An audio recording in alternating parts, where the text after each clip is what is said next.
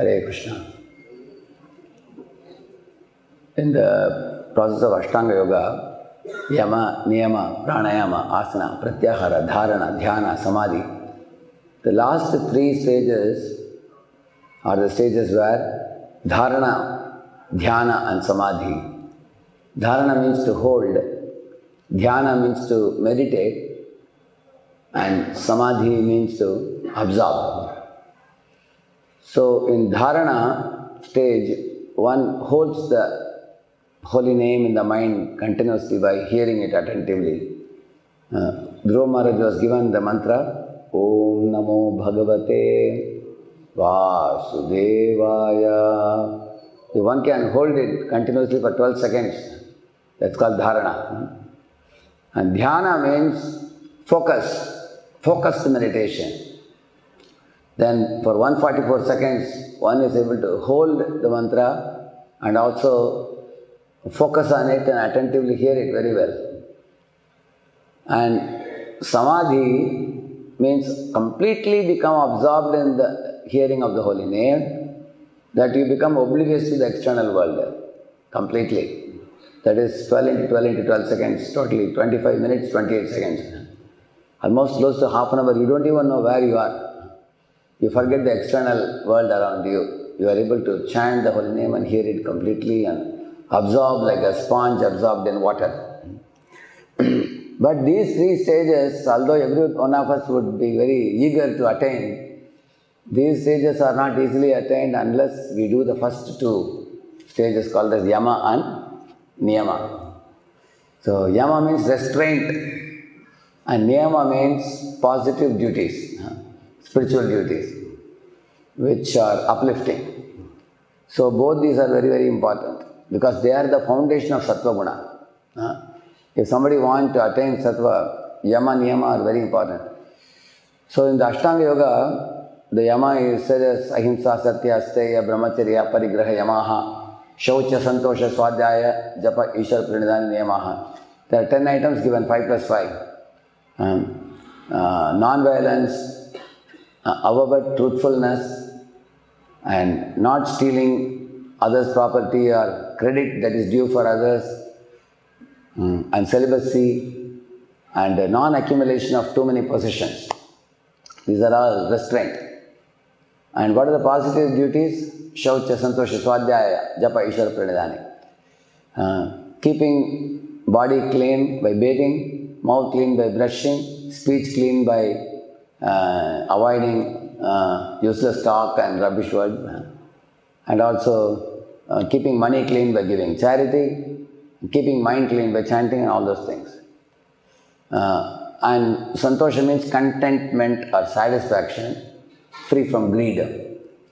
And Swadhyaya means study of the scriptures, Shravanam, Mananam and Nididhyasanam, all those things. And Japa is the chanting, and Ishara Pranidhani is developing a disposition of surrender to the Lord in the mind. So these 10 things, if they are done, then one's Sattva becomes very stable. When once one is situated in Sattva, then the purity, concentration, focus, and the spiritual strength, power, all these things will increase. And then one will be able to reap the benefits and even experience the benefits of the chanting. Just like the three qualities are said by Sri Rupa Goswami Pada, Utsahan, Nishchayat and Dhairyat. Yesterday I was telling about Dhairyat, patience. Our patience to chant the holy name should be like one Garudacharya in the Shankara's line. He says that if you take a grass, kusha grass, and then lift little water from the ocean and throw it and come, again and again and do it 100 times, millions of times, to dry up the ocean. It's a practical impossibility. Similarly, Maya cannot be conquered, but we can surpass Maya by Krishna's grace.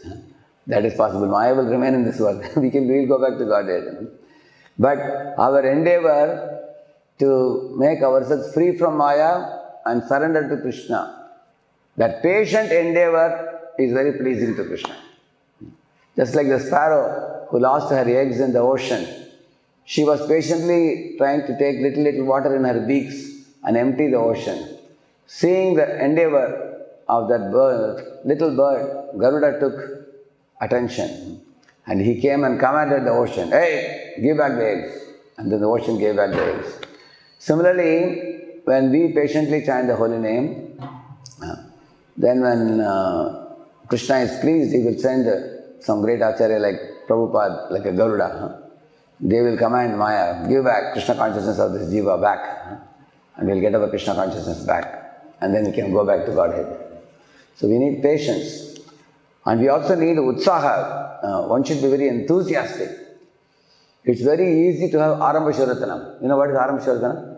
One is very enthusiastic in the beginning, just like the King Virata's son wanted to go for a battle against Bhishma and Kauravas and everybody. When he saw them all arrayed in the battlefield, he wanted to take a U-turn and run away. And Arjuna was not happy with that, isn't it? So we should not just start enthusiastically and drop enthusiastically, but we have to persist. So our enthusiasm should not be like a flower pot, like that. It should be like a 10,000 wala. It should go on and on. And today is Ekadashi day. One should persistently chant many rounds. Somebody may chant 25 rounds or 32 rounds or 64 rounds, as much as one can. So in this way, days like this are a test for our enthusiasm. How enthusiastic are we not only to begin chanting, but to persist chanting. And also, Nishchaya means great determined faith, like that sparrow I was telling you. So one should be very determined, like Prahlad was determined at any cost to attain the Lord. Dhruva Maharaj was determined never to give up, even though he was a 5-year-old boy in the jungle. So one should have a firm faith. Shraddha Devi Shwasa ko hai sudridha nischay Krishna bhakti kaila sarva karma krita hai. If I become Krishna conscious, everything else will be taken care and I don't worry about anything. So that is the confidence of the devotee. Krishna is supreme controller, supreme lord of everything, all that being. He will take care. So like a child, innocent child, having firm faith in the parents, when a bhakta has firm faith in the Lord and goes on with devotional service without unnecessarily taking worry on the head about one's basic commodities, you will see that those devotees who faithfully practice Krishna takes care of everything for them. So, utsaha, nishchaya, dhairya. If you combine these three qualities, then the sadhana is very effective. And Yama and Niyama, when we follow, it's a foundation of Sattva, which increases purity, clarity, focus, concentration, all those things. Then one will be able to nicely hear the holy name. The nature of chanting the holy name is it increases the spiritual energy more and more. It energizes the soul, nourishes the soul. Just like a hungry man, when he eats food, he feels strength in the body. Similarly, Jiva who chants the holy name feels the spiritual energy and one becomes completely satisfied. What is the proof? The tongue and the belly and the arms. In these three things you will see when a man eats food, one feels taste in the tongue. When food goes to belly, one feels satisfaction. And when the blood circulates to the body, then one gets strength to do activities. Similarly, chanting of the holy name and hearing of Srimad Bhagavatam, the taste will increase over a period of time for all devotional activities, which are all uplifting and purifying. And satisfaction in the belly means no more hankering for watching cinemas, no more hankering to eat meat, drink wine, smoke cigarettes, no more hankering for playing video games and sports, no more hankering for Hollywood, Bollywood. Everything will go far away. Only we are attracted to Vrindavan woods, not Hollywood. One is attracted to the flute sound of Krishna coming from the woods of Vrindavan. So in this way, one loses hankering for all materialistic activities. And one gets the strength to preach and bring the friends to Krishna consciousness. If one is not very happy in Krishna consciousness, he will never preach to his friends. He will think that I am only struggling, why to preach? But if one is very happy, he cannot keep quiet. He went to a doctor and doctor cured your disease. He will go around telling everybody, such a good doctor, and he will bring everybody to the doctor. It's our Dr. Srila Prabhupada. So, when you read Prabhupada's books, practice Krishna consciousness, if you are happy, what is the proof? You will preach and bring people to Krishna consciousness. So, in this way, taste, satisfaction and strength. These three are symptoms of advancing devotee. So, in this way, Ekadashi is a very rare day. Only twice in a month Ekadashi days come. It's a Bhakti Janani.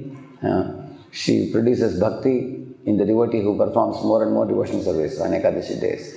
And chanting is a very powerful way to purify the heart and uplift our consciousness and attract Krishna's glance, attention towards us, so that we take one forward step towards His lotus feet. Harinam Prabhu ki.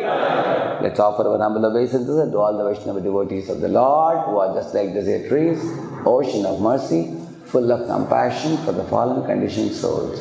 Vancha kalpatarubhyascha kripa sindhubhya eva cha patitanam pavanebhyo vaishnavebhyo namo namaha ananta koti vaishnava vrindaki Kaliyuga Pavana Harinama Sankirtan ki Namacharya Haridas Thakur ki Srila Prabhupada ki